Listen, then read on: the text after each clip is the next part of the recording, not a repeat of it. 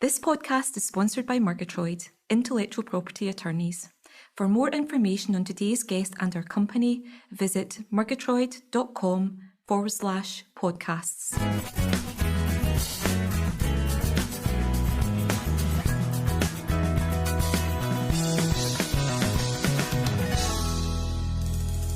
Welcome to the fourth season of Murgitroyd's Innovation Talks podcast. We're delighted you've joined us. If you have any questions, you can email us at innovation.talks@murgitroyd.com or via @Murgitroyd on Twitter. And please remember to subscribe so you don't miss any future episodes. So let's go straight into today's podcast. Hello there, I'm Catherine Bonner. I'm lead here in Murgitroyd's Southampton office and patent attorney. I'm joined today by Tom Gibb. Hi, Catherine. Hi, Tom. Really pleased to be sitting down with you today to talk about marking products to highlight your IP rights. Tom works alongside me here in the Southampton office and is director and patent attorney. So, Tom, how can we mark products to highlight particular IP rights? So, I think marking your products to highlight your IP rights is one of the most overlooked aspects of managing an intellectual property portfolio. First of all, it's important to say it's something you have to get right. It is a criminal offence if you get it wrong, and, for example, marking a product as patented when it is not. Okay, sounds like we really need to get it right. Yes. So I think the first thing to talk about is once you have filed an application, you're allowed to mark a product patent pending. And that's as soon as you filed the application, as soon as the application is submitted? Yes, as soon as the application is submitted, that's correct. And when you're marking a product as patent pending, it's probably best to highlight the country where you filed the application and the application number. Yes, so where would you put that information then? Again, the best place is probably on the product itself if possible. If that's not possible, you can put it on marketing literature and things like that associated to product. Okay, and I guess website and packaging and any information brochures that go out with the product. Yes, associating with the product. If you have a large number of rights protecting your product, it's possible to put a link to a web address on the product itself and then the actual list of rights on the website. That sounds a good way of communicating all of that information, but in a shorthand form. Excellent, excellent. And that would be for the length of time that the patent application is pending. Does that need to be updated at all? Yes, you need to keep your list updated. If you allow a patent application to lapse for any reason, you need to make sure you stop marketing your product as patent pending. I've had a situation before where a client has had to destroy a lot of promotional literature they printed because they hadn't kept these records up to date. Yes, and I imagine that was costly. Yes, and delayed the launch of their product. Okay, so really, really important to keep these things up to date.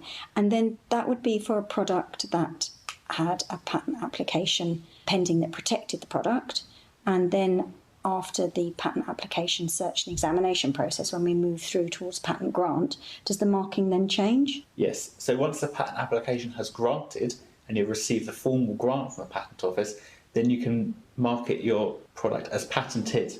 Again, the situation is quite similar. You should mark your product with the name of the patent number and the country in which you have obtained the patent. Okay, and we can use a shorthand for some countries, can we? Yes, just the publication number is enough. Okay, excellent, excellent. And that may be quite a long time, though, after the patent application's originally been filed. Yes, unfortunately, sometimes up to 5 years after the patent application has been filed. Okay, and the benefits of marking the products, highlighting the IP rights. Can you run us through the benefits that there are? If you market your product as patented or patent pending, it shows both your customers and your competitors you're serious about your IP. It can kind of convince your customers that you're an innovative company.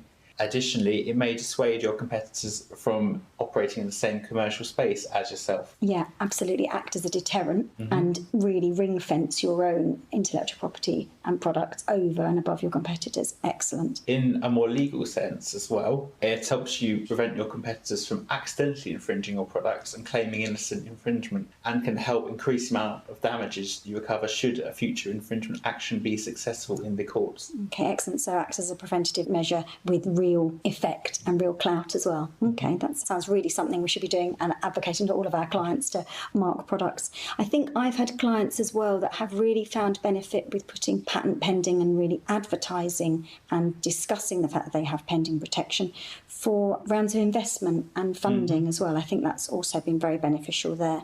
And as you say, putting competitors and customers on notice and highlighting the protection of the innovation and creating a buzz about the product. So you mentioned the advantage of marking a product then can avoid and prevent someone having a stance of innocent infringement. Can you explain that a little bit more? So innocent infringement is a situation where someone who is accused of infringing a granted patent tries to reduce their liability by stating they didn't know the product was patented.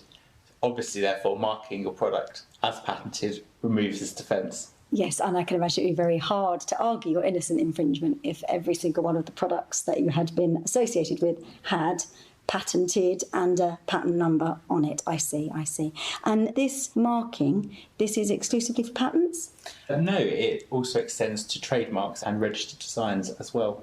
Okay, so across the whole of registered IP rights. And how would marking a product with a registered design, that would be with the design number? Yes, it's the same way as a patent, design number and the country. Okay, excellent. And again, with innovative products that are protected with registered designs, the advantages that we've talked about would be present with the registered design marking as well, creating a buzz about the product, alerting your competitors to you taking your IP seriously and you protecting your innovation. So all of that would be there with registered designs.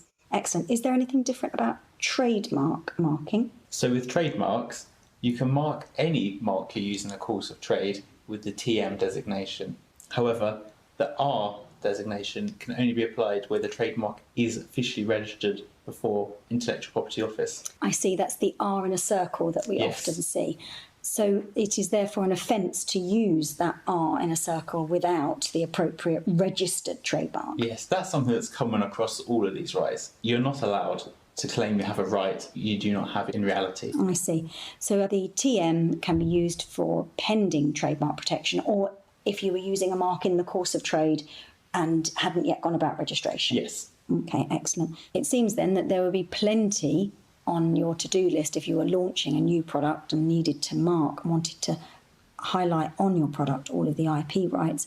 We're always really happy to discuss a breadth of intellectual property rights with our clients. Very, very happy to talk about the necessary marking, and it's important to get it right, yes? Yes, definitely. Really, really important to get it right. Thank you, Tom, for talking us through that. It's really interesting. Thank you, Catherine. Thanks for your time today. We hope you found today's podcast valuable.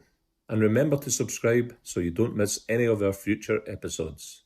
So until the next time, goodbye.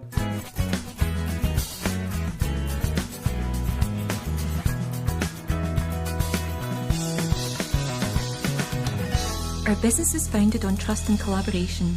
The subjects we choose for our podcasts are topical and informative. We are always looking for suggestions for new topics for discussion, so if there's an area of IP that you're keen to understand better, please drop us a line at innovation.talks@murgitroyd.com.